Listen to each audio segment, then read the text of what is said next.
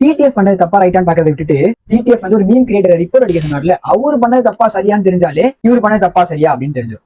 அது எவ்வளவு மிஸ்யூஸ் பண்றாங்க பாருங்களேன். நான் கமெண்ட்ல போய் நான் சொல்றேங்க, இது 2023 ஷூட் பண்ண வீடியோ. இந்த வீடியோ நீங்க ஃபுல் வீடியோ பாத்தீங்களா? ஃபுல் வீடியோ பார்த்து எப்படி நீங்க இப்படி ஃபேக்கா வந்து பண்ண போடலாம் அப்படின்னு சொல்லி நான் கேட்கறேன். இதுக்கப்புறமும் நம்ம ஏன் சும்மா இருக்கணும் அப்படின்னு சொல்லி தான் நான் வந்து இதுக்கு முன்னாடி போட்டிருந்த ஸ்டோரியில டிடிஎஃப் ரிப்போர்ட் பண்ணுங்க அப்படின்னு சொல்லியிருக்கேன். இது சொல்றதுக்கு இல்ல guys, நான் அந்த கிளிப் ஆட் பண்றேன், நீங்களே பாருங்க அதுல என்ன தப்பு இருக்கு, மீம் கிரியேட்டர் மேல என்ன தப்பு இருக்கு அப்படின்னு நீங்களே பார்த்து சொல்லுங்க. பாப்பா வந்து காலேஜ் ஃபர்ஸ்ட் இயர் படிக்கிறா. எப்படியோ ஒரு வழியா ஸ்கூல் முடிச்சு பாப்பா காலேஜுக்கு போயிட்டா செம்ம ஹாப்பி. இத்தனை வருஷங்க ஸ்கூல் பிள்ளைய லவ் பண்ணிட்டு இருந்தேங்க.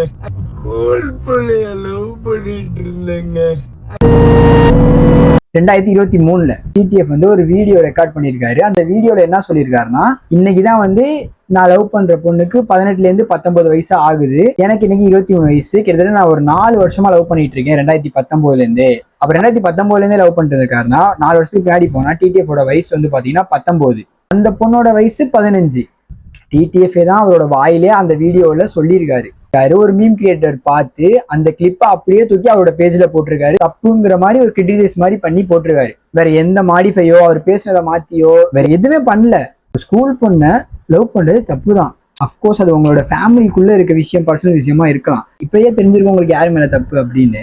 எப்படி இருக்குன்னா, நான் வந்து அதிக ஃபாலோவர்ஸ் வச்சிருந்தா நான் நினைச்சா ஒரு சின்ன கிரியேட்டரை அழிக்கவே முடியும். யோசிச்சு பாருங்க, அது அவனோட கெரியரா இருந்திருந்தோம் ஒருவேளை, அதான் அவனுக்கு மெயின் சோர்ஸா இருந்தா என்ன பண்ணுவான். பட் ஆக்சுவலா வந்து டிடிஎஃப் வாசன் இதுக்கு முன்னாடி யாருமே கிளைம் கொடுத்தது இல்லை, ஸ்ட்ரைக் கொடுத்தது இல்லை, நான் கேள்விப்பட்டிருக்கேன். பட் இந்த விஷயத்துல கொஞ்சம் யோசிச்சிருக்கலாம் அப்படின்னு நான் நினைக்கிறேன். அவ்வளவுதான்.